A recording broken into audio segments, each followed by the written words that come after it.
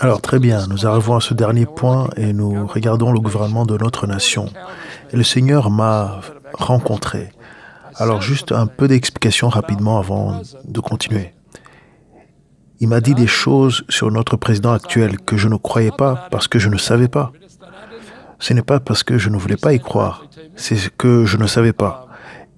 Et il me l'a dit directement. Et je serai honnête avec certaines choses que je suis sur le point de lire, je ne savais pas. Et je n'ai pas... Si quelqu'un lisait ceci comme je vais vous le faire, j'aurais des questions. J'aurais remis en question. Je veux juste que vous sachiez mon point de vue, mais ce n'est pas que je sois contre notre président. Ce n'est pas du tout le cas. C'est juste que je ne sais pas où il en est avec le Seigneur. Alors que le Seigneur m'a dit ces choses, j'ai dit, vraiment? Vraiment? Donc maintenant, allons-y. J'espère que c'est une assez bonne explication. Je vais l'intituler « Le président Trump et comment Dieu le voit, lui et sa femme ». Numéro 1. Le président Trump, il est amical envers moi. C'est ce que le Seigneur m'a dit, qu'il ne me hait pas et qu'il ne se bat pas contre moi. Il ne se bat pas contre moi dans son cœur, au sein de votre nation ou au sein de ce gouvernement. Lui et sa femme m'aiment.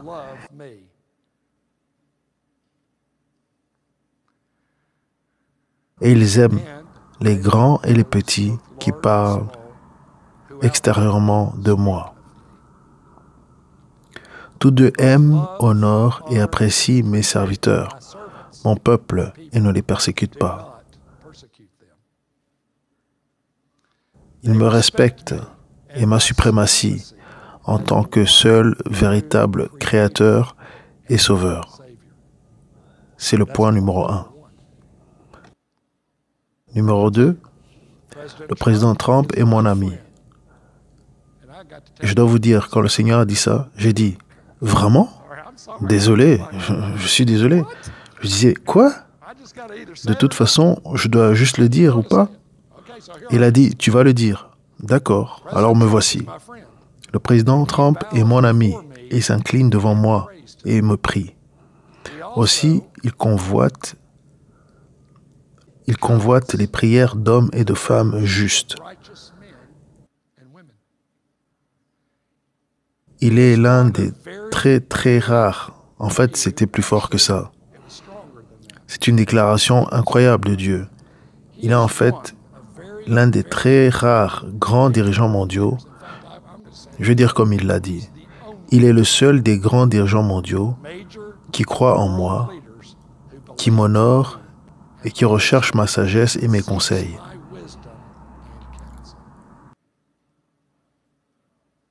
Je parle des dirigeants mondiaux maintenant. Des nations dotées de puissance mondiale, votre président est le seul en tant que mon ami, est le seul qui se tient comme mon ami et qui me reconnaît toujours comme celui qui est suprême.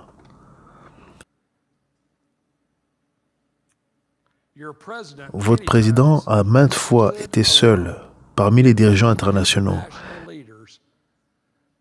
qui est en accord avec mon cœur et mes voix. Il a été ridiculisé à cause de moi. Numéro 3. Et vous savez que cette partie-là m'a causé... mon Dieu, j'ai apprécié le président Trump. Ne vous méprenez pas. Je sais que Dieu l'a mis au pouvoir. Il m'a dit ça directement, mais je n'ai jamais envisagé ces choses. Je n'ai jamais envisagé le coup de croire en Jésus-Christ, de ne pas le haïr et de ne pas le ridiculiser. Parce que la plupart des autres dirigeants mondiaux le font absolument. Pas tous, mais s'ils sont de grands leaders mondiaux, ils le détestent. Il y a des nations qui sont des plus petites nations qui ne le détestent pas, mais parmi les grandes, elles détestent Jésus-Christ pour la plupart. Numéro 3. Moi, le Seigneur le voit quand il s'incline et s'agenouille. Et pas nous, David, mais Dieu le voit, n'est-ce pas, frère? Moi, le vrai, l'entend quand il me prie au nom de Jésus-Christ. Moi, le Seigneur qui gouverne les cieux, regarde ces nombreuses larmes devant moi, et ces larmes ne sont pas perdues ni oubliées.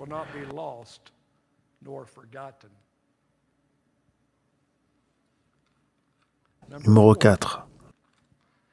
Je vois son brisement et son humilité grandissante devant moi. J'ai donc été une force pour le président Trump et je continuerai de l'être. Moi, oui, moi, j'ai rendu son front plus dur que les rebelles qui m'haïssent au cou raide de mes serviteurs, de ma parole, de mon travail, de ma volonté.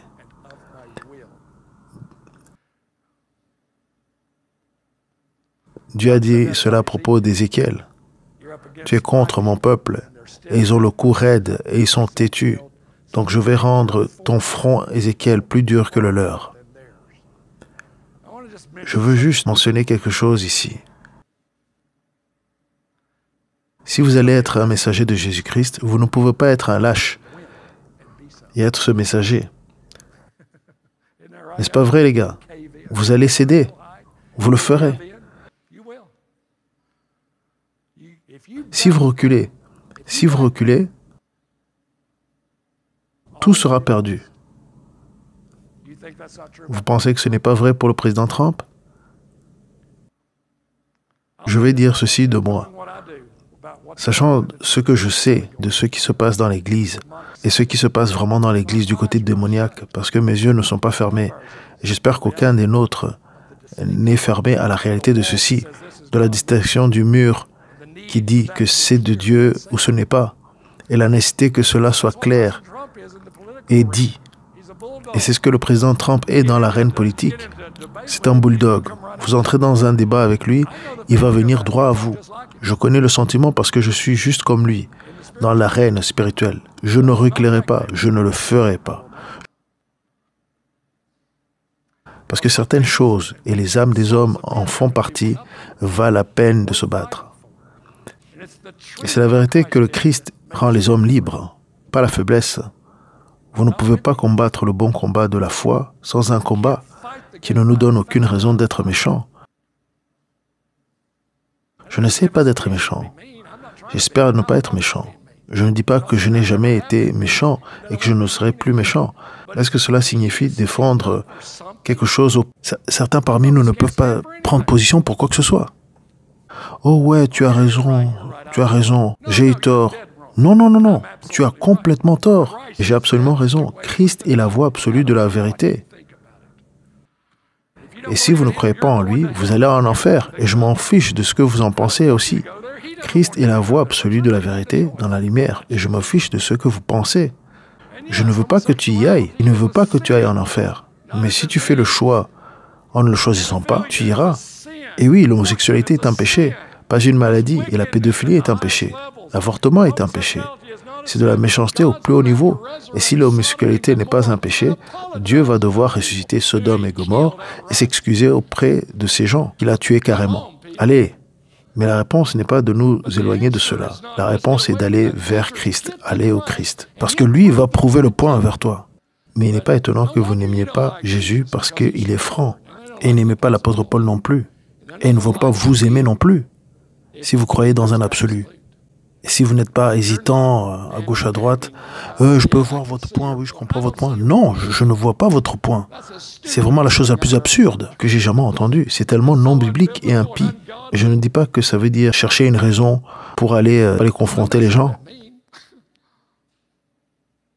Alors si vous leur dites, ah oui, vous avez raison, vous êtes en train de les maudire vers l'enfer. Vous n'êtes pas là pour leur dire à quel point ils ont raison. Et je ne vous dis pas non plus d'aller les chercher, les appeler au téléphone pour leur dire « Ah, laissez-moi vous dire à quel point vous avez tort. » Faites pas ça. Mais si Dieu vous donne un d'entre eux en face de vous, ça vous donne l'occasion, mais il faut leur présenter le vrai Jésus. Il faut que vous perdiez votre vie, y compris votre vie homosexuelle, y compris votre vie lubrique, y compris votre vie adultère, y compris votre vie de péché. Il faut tout perdre. Et c'est ça l'Évangile. Bon, continuons avec ceci. J'ai rendu son front plus dur que celui des rebelles haineux de moi-même et de mes serviteurs et de ma parole, de mon travail et de ma volonté. Je continuerai à m'approcher de lui et de sa femme. Et j'ouvrirai devant lui des portes qu'aucun homme, aucun diable ne peut fermer. et je fermerai les portes, même personnellement, dans leur tentative contre lui et sa femme, qu'aucun homme ne peut ouvrir. J'espère que je sais ce que cela signifie.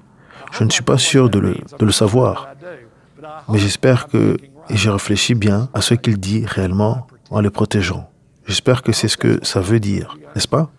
Numéro 5. J'ai vu l'amour de Donald Trump pour la vérité. Et j'en ai aussi vu tellement autour de lui, qui aiment le mensonge et la tromperie. Le président Trump m'honore, donc je vais l'honorer et le présenter à cette nation.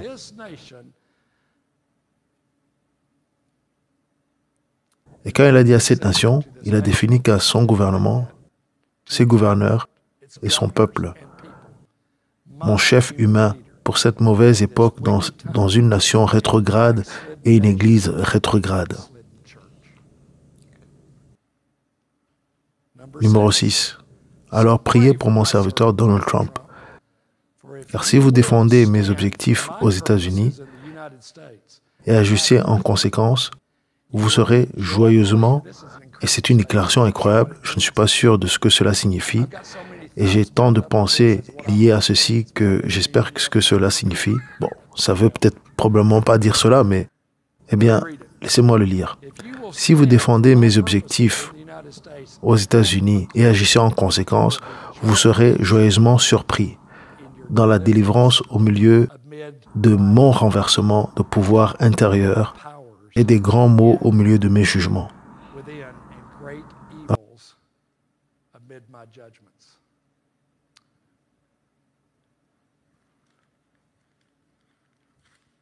Il n'y a que 7 points. Nous en sommes à 7.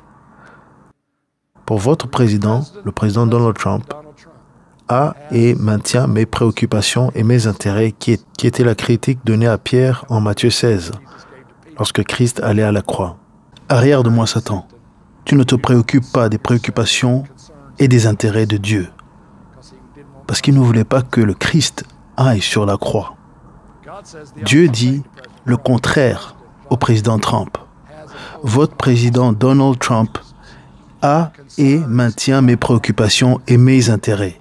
Mes préoccupations concernant la vie des enfants à naître, la vie des enfants innocents, le caractère sacré de toute vie, une haine pour le meurtre, mes préoccupations au sujet de la liberté de l'oppression,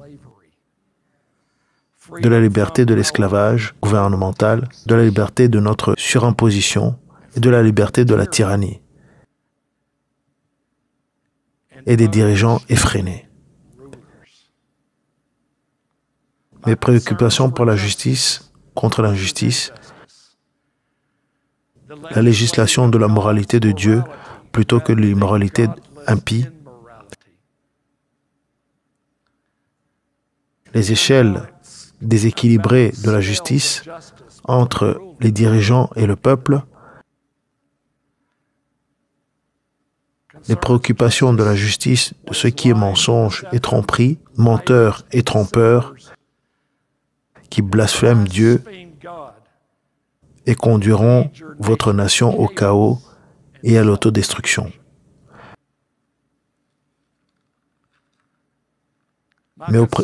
Mes préoccupations, donc il a parcouru cette liste et je devrais l'écrire de cette façon. Mes préoccupations pour les lois qui libèrent contre les lois qui détruisent, les lois qui volent et renforcent la méchanceté, ce qui exalte la justice d'une nation et ce qui détruit une nation, ce qui offre l'espoir de la paix et la sécurité par rapport à ce qui invite à l'anarchie, à la rage et à la division civile. Et le Seigneur a terminé par ceci, de votre détresse en péril, avant qu'il ne soit complètement trop tard.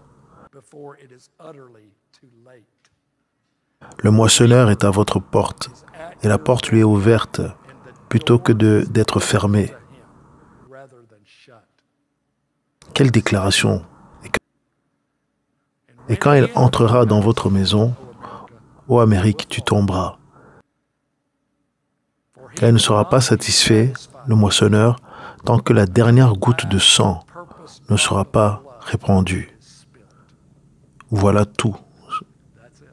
Eh bien, pourquoi ne pas nous lever et prier un instant?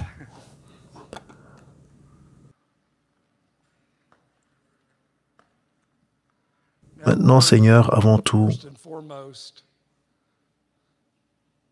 je veux juste me repentir. Je veux me repentir, Seigneur, pour toute activité de l'accusateur des frères en moi. Je me repens.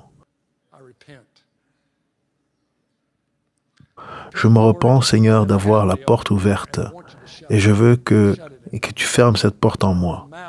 Que ma bouche parle, Seigneur, parle de toi et de la vérité absolue, sans compromis, sans compromis. Mais Seigneur, ne laisse pas la multitude de mes attitudes et de mes avis en moi. Prions pour le président Trump. Nous prions pour le président Donald Trump et sa femme en ce moment. Je n'avais jamais envisagé, Seigneur, ces choses que tu as évoquées. Je n'y ai même jamais pensé. À ma honte. Je n'ai aucune idée de ce que cet homme a dû se tenir au milieu et défendre parmi les dirigeants internationaux qui te haïssaient.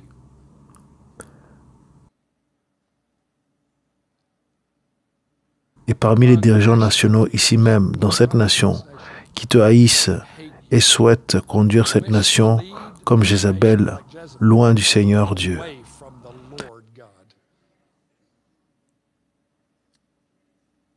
Merci que même dans cet endroit, tu nous as donné le président Trump, que même là-bas, il s'est tenu ouvertement et cela lui a coûté. Il est aux côtés du Dieu de la Bible, sur lequel nos lois ont été fondées et qui était là au début.